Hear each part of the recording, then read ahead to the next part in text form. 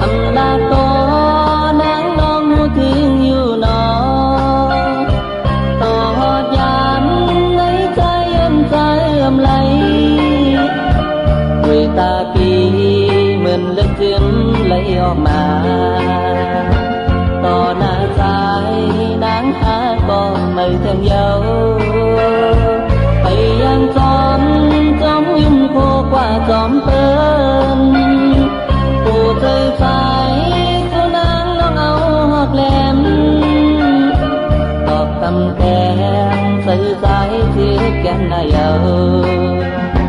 อำจังก็ขึ้นนางอำไหลที่เป็ดวางก็ลิ้มน้องนางอยากเยาอยู่อยากผ่านใจก็พัดนางเอาอำไหลอำจังก็ขึ้นนางอำไหลที่เป็ดวางก็ลิ้มน้องนางอยากเยาอยู่อยากผ่านใจก็พัดนางเอาอำไหล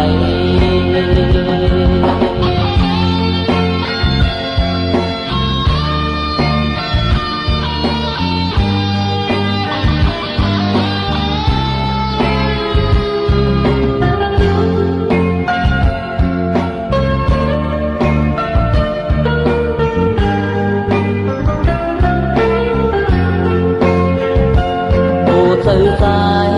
ฮักน้องนางท่านหือก่ออำลาก่อนางน้องหูถึงอยู่หนอต่อหอดยามในใจเย็นใจอำไหลด้วยตาปีเหมือนเลือดจึงไหลออกมา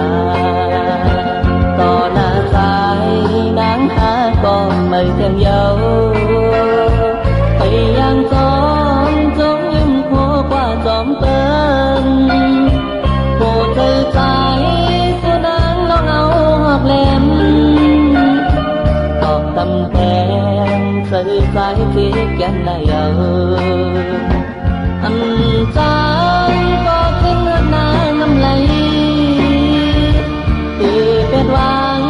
ก็ลิ้มน้องนางอยากเยาอยู่อยากผ่านใจก็พัดนางเอาอำไหลอำจังก็ขึ้นนางอำไหลที่เป็ดวาง